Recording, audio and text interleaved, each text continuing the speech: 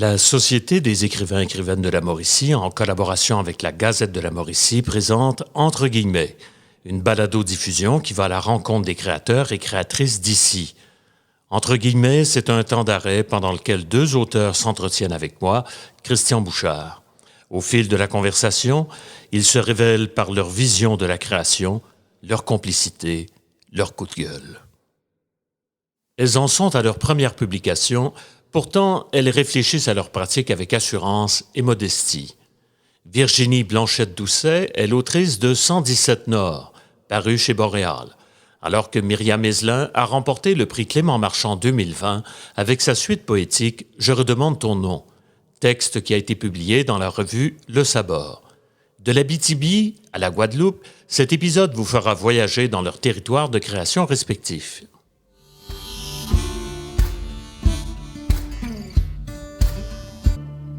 Virginie Blanchette-Doucet, je vais commencer avec vous. Vous êtes l'auteur de ce roman remarqué, 117 Nord, publié au Boréal. Alors, dans un premier temps, j'aimerais savoir qu'est-ce qui vous a poussé à écrire un roman, à choisir un roman? Comme genre. Est-ce qu'on choisit vraiment la forme ou c'est l'écriture qui choisit un peu à travers nous? C'est une question que je me pose souvent. Il y a beaucoup de gens qui me demandent pourquoi j'écris pas de la poésie. Ben, pas tout le monde, évidemment, mais l'image poétique est quelque chose qui revient beaucoup dans mon écriture, je pense. Oui. Mais ce qui m'intéresse de la forme romanesque, c'est qu'on peut intégrer ces images poétiques-là puis leur donner peut-être un petit peu plus de détails, un petit peu plus un souffle qui est différent, en tout cas, de la poésie. Je me sens en sécurité dans l'espace du roman. Je trouve qu'on a l'espace pour dire ce qu'on a à dire. On a l'espace pour laisser les trouées être là aussi, si on veut, puis laisser les lecteurs s'investir dans l'histoire. Mais il y a quelque chose autour des personnages qui m'intéresse, autour de la chronologie. J'aime bien la forme des chapitres, même si je peux jongler avec. Puis, donc, je pense que c'est un terrain de jeu où je suis plus confortable que d'autres genres littéraires. Puis la poésie, pour moi, c'est dans le tiroir. Ça fait partie des étapes avant, au tout début de l'écriture d'un projet où je vais juste aller chercher une idée, essayer de la cristalliser. Mais je pense que j'ai besoin de ce plus long souffle-là pour le produit final, le récit qui existe dans nos mains à la fin. Là. Et de votre côté, Myriam Ezelin. Alors, vous êtes gagnante du prix Clément Marchand de poésie 2019. Qu'est-ce qui vous a amené à choisir la poésie comme genre littéraire? En fait... Vous sentiez-vous en sécurité? Oui, ben tout à fait, parce que le genre de la poésie, c'est quelque chose que ça fait longtemps, par plaisir, que je fais par moi-même, que j'écris. En fait, le genre poétique, c'est en fait pour moi plus facile. J'ai pour moi plus d'images en tête. Je me fie beaucoup à mes sentiments du moment pour créer quelque chose de particulier à ce moment-là. Donc, justement, le poème de prix Clément Marchand, je m'étais longuement inspirée de, justement, mes origines par rapport à mes grands-parents. Ça faisait longtemps que je voulais écrire quelque chose par rapport à ça. Qui sont de la Guadeloupe, hein? Oui, c'est ça. En fait, mon grand-père est de la Guadeloupe et ma grand-mère est véritablement purement française, parisienne. Donc, d'accord. Et puis, à ce moment-là, c'est ça. Le genre poétique, en fait, c'est le genre avec lequel moi, je suis plus confortable. Pas que écrire des romans ni des nouvelles, ça ne m'approche pas, mais c'est que j'ai plus de facilité avec les images, comme la peinture. Moi, personnellement, c'est comme de créer des formes. En fait, la poésie, c'est vraiment soit qu'on a une structure plus formelle de la poésie, soit qu'on a une structure plus libre, si on pourrait dire. Mais moi, je trouve que j'ai plus de facilité à allier les deux dans la liberté que propose la poésie et la forme, Alors que l'écriture romanesque, c'est l'imaginaire, oui, et ça peut être basé sur la vie réelle aussi. Mais c'est ça. Moi, je me sens plus confortable avec la poésie. Aviez-vous un poète, une poète comme source d'inspiration, de consolation, un accompagnateur, une accompagnatrice tout au long de l'écriture de ces poèmes? J'avais, je ne sais pas si vous le connaissez, c'est Éric Roberge, qui est professeur actuellement au Cégep de Trois-Rivières. Je lui avais fait montrer quelques-uns de mes poèmes. Il me donnait des bonnes pistes de réflexion. Je vous dirais que il y avait aussi notamment Sébastien Dulude, qui était justement mon professeur à ce moment-là en atelier de création littéraire à l'UQTR. Lui aussi, disons qu'il y avait une approche assez sévère quand même de nos poèmes, en fait, de l'analyse de nos poèmes. Et j'appréciais en fait le fait qu'il soit un peu plus... qu'il donne des commentaires un peu plus durs parfois. C'est certain que, bon, tout écrivain, quand on reçoit des commentaires, des critiques qui sont dures, c'est certain qu'on remet en question, en fait, notre écriture, c'est ce qu'on donne, c'est original, c'est bon. Donc, c'est certain que, oui, c'était plus difficile, mais j'ai apprécié parce que ça m'a permis quand même de réécrire sur certains jets d'écriture. Là, je parle pour d'autres poèmes, pas nécessairement celui que j'ai écrit pour Clément Marchand, mais au début d'autres poèmes que j'ai dû refaire de l'écriture, mais en fait, pour tout écrivain, c'est tout le temps ça, en fait, c'est tout le temps de réécrire. C'est certain que, étant donné que je suis débutante dans le domaine, c'est certain que là, je le comprends un peu plus. Bien, et de votre côté, Virginie Blanchette-Doucette, est-ce que les critiques constituent un frein à votre travail de romancière ou au contraire une sorte de stimulant? Clairement un stimulant. Ah oui, ah bon? Ma formation... Ça vous décourage pas? Non, pas du tout, mais je pense que ça vient vraiment de ma formation. J'ai fait un DEC en danse puis un DEC en arts et lettres. Ah oui. Le principe même de la danse, c'est que tu es critique de toi-même parce que tu te vois dans le miroir. À chaque fois que tu fais un mouvement, tu analyses dans les plus micro-détails ce mouvement-là, puis tu es en quête de le reperfectionner encore et encore et encore. Puis tu n'as pas le choix d'apprendre à te tenir ce discours intérieur-là de... Voici comment je peux faire, au lieu de te dire « Oh non, j'ai pas réussi ». Puis un exclut pas l'autre, là, mais c'est de se dire « Bon, comment je peux faire pour améliorer ce geste-là pour qu'il s'approche de la perfection du geste, même si on sait que d'une journée à l'autre, ben, ça va changer, la fatigue est différente, la douleur musculaire est différente, la sensibilité à la musique peut être différente aussi. Il y a des chorégraphies qui nous interpellent moins, mais je prends vraiment ce parallèle-là parce que dans l'écriture, c'est exactement ça qui se passe. Pour moi, c'est de reprendre la phrase encore et encore, que ce soit la phrase, que ce soit des morceaux de texte, que je vais aller reprendre, relire à voix haute, entendre, lire debout, lire assise, changer de place dans l'ordre du texte. Ça a été ça beaucoup pour mon roman 117 Nord, comme une espèce de chorégraphie qu'on répète, puis qui se met à se perfectionner. Donc, des fois, le regard critique vient de soi, puis des fois, ça vient des autres aussi. Puis je pense que c'est exactement ce genre de dynamique-là qui est intéressante quand on travaille avec un éditeur, c'est que l'éditeur peut nous dire sans peur, voici ce que je lis dans ton texte, voici ce que je comprends moins, voici ce que je trouve qui pourrait être perfectionné, comment on peut travailler ensemble à partir de là.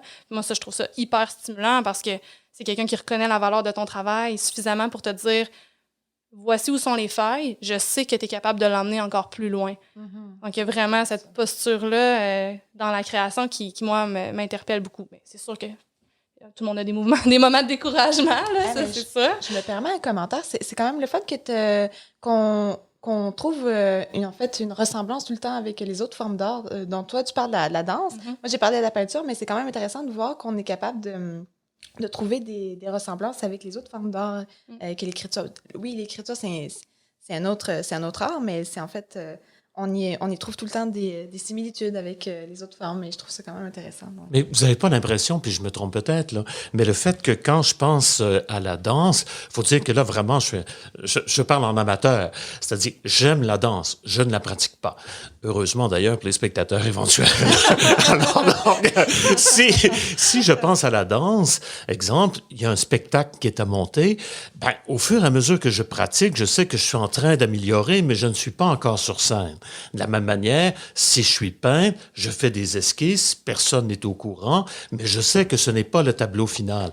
Alors que quand j'écris, j'ai l'impression qu'il faudrait tout de suite que ça soit abouti, plutôt que... Vous n'avez pas l'impression que le rapport à l'écriture en ce sens-là, pas pour vous, mais pour plusieurs, est différent du rapport qu'un danseur ou qu'une danseuse peut avoir avec une chorégraphie et un spectacle et qu'un peintre avec une exposition future? Bien, il y a la rencontre avec le public qui dans l'écriture, est en différé la plupart du temps. Oui.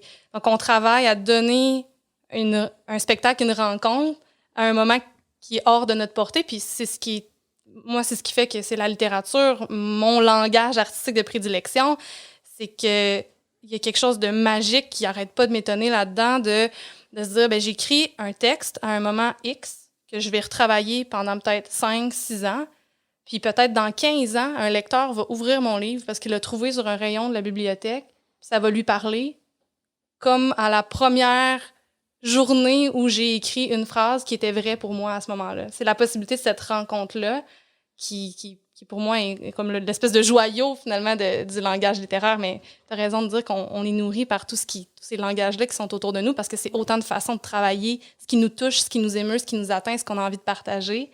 C'est des façons différentes de nommer le monde qui nous entoure. Tu as tout à fait raison de dire qu'en fait, l'écriture, c'est en fait ça. C'est en fait totalement un lieu de rencontre que le lecteur, en fait, embarque dans ton univers et peu importe, en fait, l'univers, la couleur que tu as donnée à l'univers, et je parle de couleur selon l'ambiance que tu as donnée, le ton, et tout ce qui implique l'écriture. Et ça donne donc une rencontre unique, en fait, à chaque lecteur, parce que chaque lecteur va le voir d'une façon tout à fait différente. Et en fait, l'écriture, c'est ce qui différencie, c'est ça, des autres formes d'art, parce que en fait, c'est un lieu de rencontre vraiment imaginaire, que tout se passe en fait avec le lecteur et son imaginaire.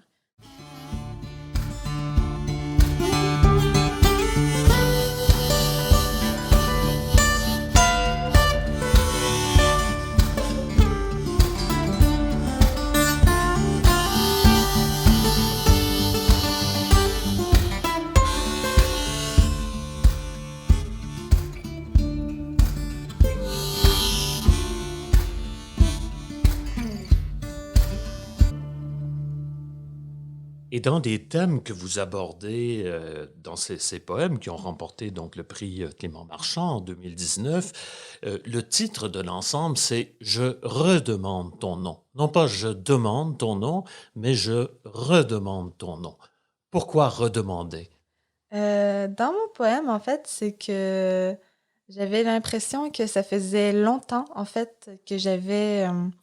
pour moi, c'était comme un écho qui revenait sans cesse par rapport à mes origines, par rapport à mes grands-parents, par rapport au fait que dans le poème, en fait, la personne qui est au jeu, et peu importe, en fait, peu importe c'est qui cette personne, parce qu'en fait, bien que ce soit moi qui écris, bien que ce soit, oui, autobiographique, ça peut être n'importe qui, en tout cas.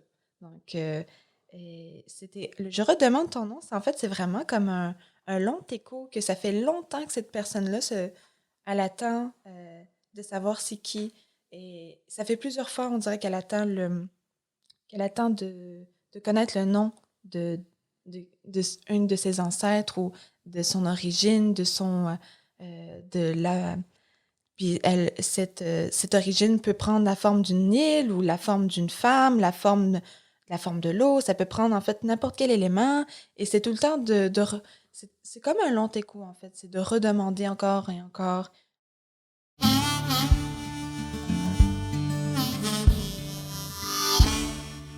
Myriam Ezelin. Je redemande ton nom. Je crache les fruits carriés et les viandes vertes sur ta condition qui ne révèle rien. Il vaudrait mieux qu'on jette aux ordures ta moralité indigeste et tes idéaux crevés. Je ne veux certainement pas le cancer des chacals. J'aurais voulu que tu me parles des reines aux bouches noires, de l'île aux naissances rouges, des esclaves aux poumons troués de rugissements qui ont maintes fois déchiré le sol, tu le sais. J'aurais voulu que tu me parles de ma patrie. Aux ordures tes artifices. Je m'évade de ton sanctuaire, l'écume sèche plein les cheveux et le menton. Des sacs bourrés d'explosifs sur le dos, éventrer tous les chemins des abîmes. J'ai rêvé d'un amas d'enfants endormis, bercés dans les seins bleus de la Guadeloupe. Les femmes aux gorges de cannelle et de safran chantaient que la descendance serait la source invaincue des lendemains rédempteurs. Depuis, je redemande ton nom, accroupi sur les ruines de ton royaume, l'urine et les fluides acides ruisselant sur la poussière des lois. Je redemande ton nom jusqu'à m'en fendre la poitrine, se rencontrer enfin aux origines de l'effondrement. Je nage jusqu'à mes mers, aux jupes tachées de fruits rouges, aux bras chargés de mémoire. Leur rire honore l'île qui ne m'a jamais vu naître. Tu as noyé mes frères sous tes marées jalouses. J'ai mangé leurs cadavres sur le rivage pour m'arracher au vide que tu m'imposais. Tu as voulu le silence sur ton pays. Je t'ai offert une armée ensanglantée du fond de ma gorge et les globes oculaires de tes fils qui te regardaient encore sur le sable. J'ai abandonné ta conformité dans les flancs vidés de la charogne. Ton dernier héritage, propre pour ma jeunesse. Que les remous m'amènent aux premières naissances.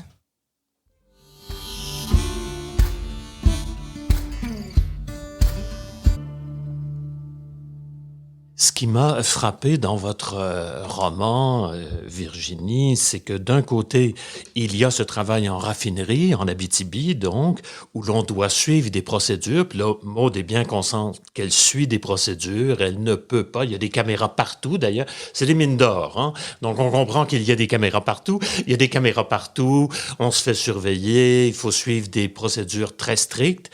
Et elle va quitter ce monde-là pour se rendre à Montréal, où elle va ouvrir un atelier, et là, elle va pouvoir travailler le bois et faire quelque chose de ses mains, donc gagner une autonomie qu'elle n'avait pas du côté de l'Abitibi. Est-ce que c'est quelque chose que vous-même, comme auteur, vous avez en quelque sorte vécu en quittant l'Abitibi? Avez-vous l'impression qu'en quittant l'Abitibi, que vous avez gagné une certaine autonomie? La question est délicate, hein, je suis bien conscient, que vous n'auriez peut-être pas acquise de la même manière en restant en Abitibi. C'est certainement le livre de mon deuil de départ de la région. Ça, c'est, avec le recul, ça, je suis capable de le nommer. À l'époque où j'ai commencé à écrire 117 Nord, j'étais convaincue que je retournerais vivre en Abitibi-Témiscamingue. Puis j'ai toujours eu une affection particulière pour le travail manuel.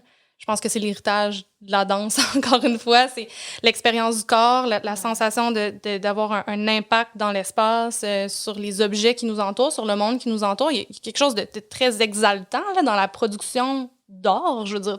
C'est sensoriel. Oui, c'est sensoriel, puis c'est aussi le type de métier, de manœuvre, d'ouvrier, de journalier, c'est que tes mains font quelque chose qui peut être extrêmement fin et complexe, ou des gestes qui sont hyper bruts, comme lever un levier, peser sur un piton, des choses qui sont hyper répétitives. Puis ta tête, pendant ce temps-là, va ailleurs. Parce que ton corps connaît la routine puis connaît la procédure.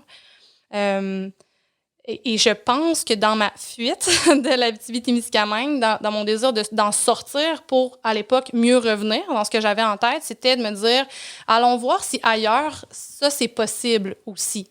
Donc, c'est quoi, moi, mon corps, comment mon existence se peut en dehors de ma région natale, puis quelle personne je suis capable d'être en dehors de cette région-là aussi. Puis en écrivant ce livre-là, je me suis rendu compte qu'une fois qu'il a été terminé, je l'ai écrit pendant que j'étais à la maîtrise à l'UQAM. Une fois qu'il a été terminé, j'ai eu cette espèce de choc-là de c'est pas un livre du départ et des retours, c'est un livre du départ, point. Puis ces allers-retours-là sont une façon de faire un départ à petit feu, là, si je peux te dire. C'était une façon d'apprivoiser ce grand départ-là pour toujours. Donc, oui, il y a quelque chose d'une émancipation, mais il y a quelque chose de devenir une adulte aussi, je pense, tout simplement.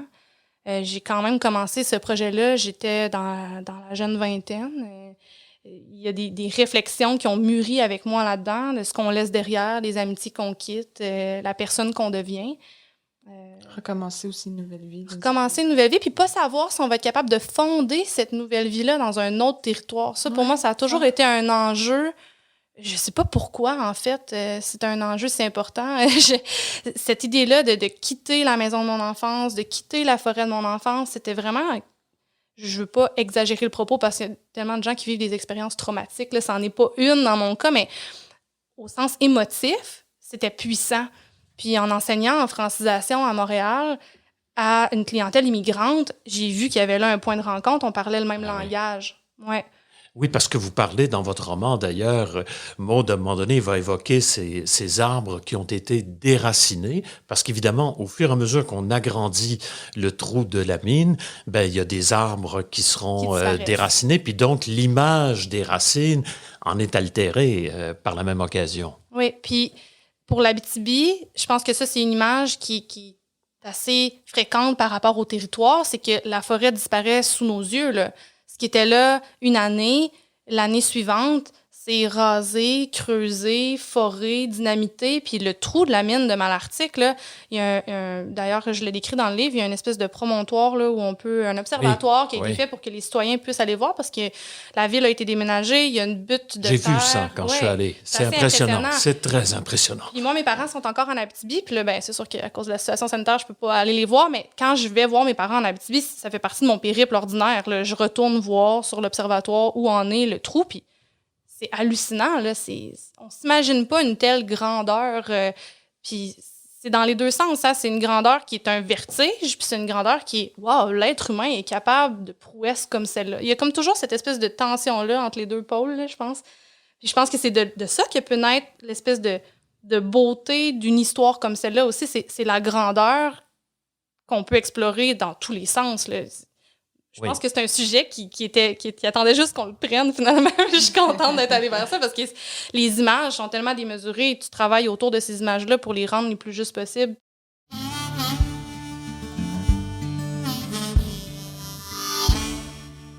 Virginie Blanchette-Doucet, 117 Nord.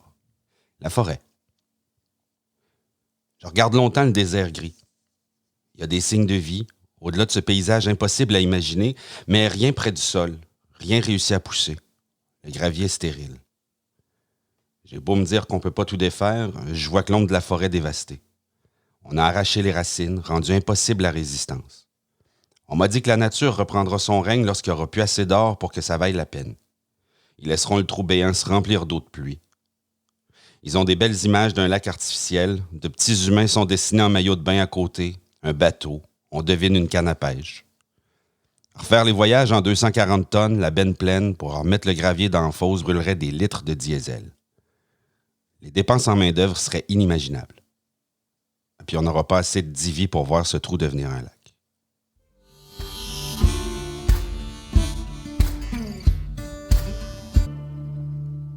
Alors, écoutez, Virginie, comme vous parlez beaucoup aussi de la danse, puis avec raison, l'analogie est intéressante entre la pratique de l'écriture et la pratique d'une chorégraphie. On peut parler d'entraînement. Est-ce que vous avez une forme de routine d'écriture, une sorte de discipline que vous vous imposez? Laquelle? J'essaie parce que la vie fait que on a toujours des morceaux plus urgents à mettre dans l'horaire que d'écrire, parce qu'écrire, c'est pas tangible, hein, sur le coup. C'est tangible pour celui qui est devant l'écran, puis encore. Mais il faut comme batailler un peu pour cet espace-là. Donc oui, je le ritualise parce que c'est la méthode que j'ai trouvée pour m'asseoir devant mon ordinateur. En fait, je dis m'asseoir, mais j'écris debout. Et pourquoi debout? Pour être en mouvement. Vraiment. Ah bon? Mais j'enseigne en ce moment à distance aussi. J'enseigne debout. Je me suis organisé un bureau debout. Il m'arrive de m'asseoir à l'occasion, ne vous en faites pas. Mais oui, je trouve qu'il y a quelque chose de... Bon, ta posture est active, tu peux te déplacer. J'ai aussi un grand babillard où je mets mes morceaux, là. J'ai un peu dans le style post-it, là. J'ai mes morceaux placés là. J'ai comme une espèce de cartographie mentale de vers où je m'en vais. Parce que j'écris pas de façon linéaire. J'ai bien essayé parce que ma vie serait tellement plus simple, mais je suis juste pas capable d'écrire de façon linéaire. Il faut que ça soit comme par l'image, par la sensation, que j'essaie d'aller creuser quelque chose comme ça. Puis pour ça, il faut que j'allume dans ma tête ces sensations-là. Puis pour les allumer, il faut que je les sente ou que je les triche. Donc la marche fait beaucoup partie de ma démarche d'écriture. Mon chien est d'ailleurs très content. Sinon, il y a vraiment cette idée-là de la routine. Je le prévois à l'horaire. Toute l'avant-midi, de telle heure à telle heure, c'est ce que je fais. Même si ça avance pas, c'est ce que je fais. OK. Mais vous dites les tricher, pourquoi? Ben parce qu'il y a des choses que j'invente que je voudrais pas vivre. Dans mon prochain livre, je réfléchis beaucoup aux impacts de l'alcool, puis à l'effet de l'alcool sur le corps, cette espèce de sensation-là de vouloir s'annihiler, là, vraiment, que tu t'engourdis pour ne plus exister à toi-même. C'est quelque chose que j'ai installé dans un personnage parce que c'est quelque chose qui me fascinait. Comment on peut en vouloir à vouloir baigner dans cette espèce de sensation physique-là de tu sais plus trop les contours de ton corps correspondent à quoi, mais tu sais que tu as le goût de taper sur la gueule des autres autour de toi. Il y a cette espèce d'élan-là qui me fascine. Donc, pour moi, ça, ben, c'est comment je peux tricher ce vécu-là pour qu'il ait l'air vrai, ne l'ayant pas vécu. Mais vous revendiquez en quelque sorte les droits de l'imagination, alors Oui. que de nos jours, on entend beaucoup, si tu l'as pas vécu, tu peux pas l'écrire. Non, absolument. Moi, je pense qu'il faut l'imaginer pour que ça ait l'air vrai. Donc, comment je peux imaginer ça? Ben, je peux essayer de trouver comment est la sensation précise, puis comment je peux l'amener dans mon corps pour me dire, ouais, c'est quoi cette espèce de flou-là? Est-ce que pour moi, la fatigue se rapproche pas d'un état d'alcoolémie avancée? Tu sais, une extrême fatigue quand tu te réveilles dans le milieu de la nuit, puis que tu titubes, puis que tu sais plus sont où les contours. Ouais. Donc là, OK, cette sensation-là, elle est à quelque part en moi. Je vais marcher, j'y pense. Ma mission de marche cette journée-là, c'est de penser à ça. C'est quoi ça fait comme effet quand t'es bien pacté puis bien fâché après quelqu'un dans le fond d'un bar miteux? Qu'est-ce qui te reste physiquement de cette sensation-là?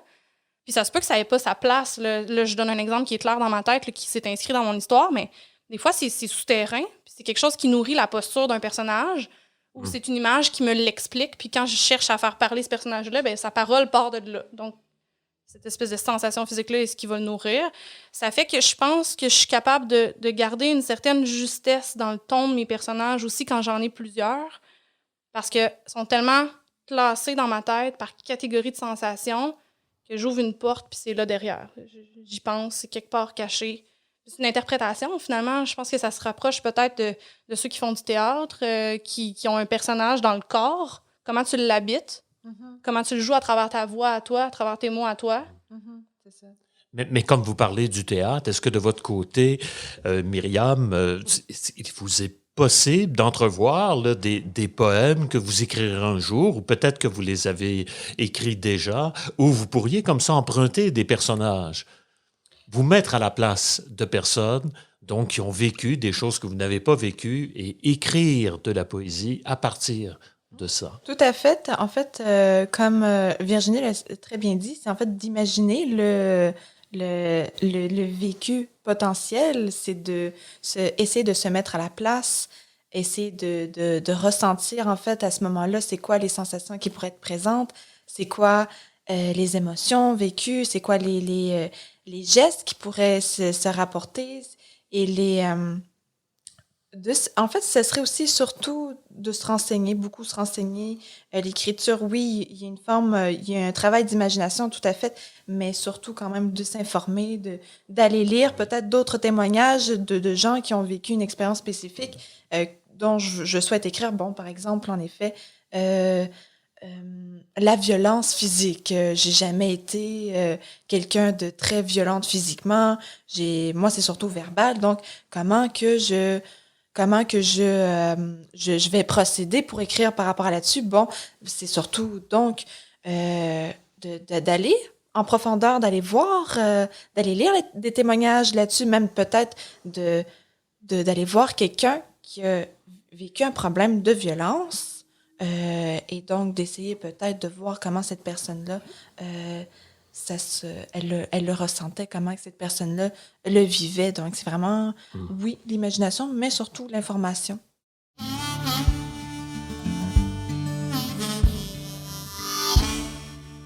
Et pour conclure en une phrase, que voulez-vous explorer dans votre prochain livre, qui paraîtra donc peut-être sous peu? Oui, absolument. Peut-être d'autres territoires que ceux que moi j'ai connus. Donc, cette espèce de décentrement-là de l'enfance à travers d'autres yeux puis des vies inventées qui sont plus loin de moi. Je pense que j'ai envie de me déplacer puis de me déstabiliser davantage. Très bien. De votre côté, Myriam? Je dirais Une nouvelle vie, mais une nouvelle vie qui justement ne serait pas moi, quelque chose qui serait pas nécessairement par rapport à moi, mais probablement quelque chose de, peut-être même un sentiment particulier qui a été jamais exploré, mais ça serait en fait quelque chose de complètement nouveau, une vie d'ailleurs, peut-être. En fait, personnellement, ça serait quelque chose d'un peu plus mystique aussi de mon côté, donc ça serait quelque chose de, c'est ça, d'ailleurs, je dirais, en une seule phrase, en un seul mot. Bien, bon. Une nouvelle vie, je vous la souhaite. Un nouvel enregistrement, je nous le souhaite. Alors donc, à bientôt. C'était un réel plaisir de vous écouter aujourd'hui. Donc, dans cette rencontre, Virginie Blanchette-Doucette, auteure de 117 Nord aux éditions Boréal, et Myriam Ezelin, donc gagnante du prix Clément Marchand 2019, titre des poèmes « Je redemande ton nom ». Merci. À la prochaine. Entre guillemets est une production de la Société des écrivaines de la Mauricie en collaboration avec la Gazette de la Mauricie. À l'animation, Christian Bouchard. À la réalisation, Christina Monfette-Fortin. Au montage, Anthony Gagnon-Boisvert. Avec la participation des comédiens Cindy Rousseau et Adamo Yonata, qui ont prêté leur voix aux mots des auteurs-autrices. Merci à Steve Hill pour la chanson Days, ainsi qu'à Cathy Bélanger pour l'illustration.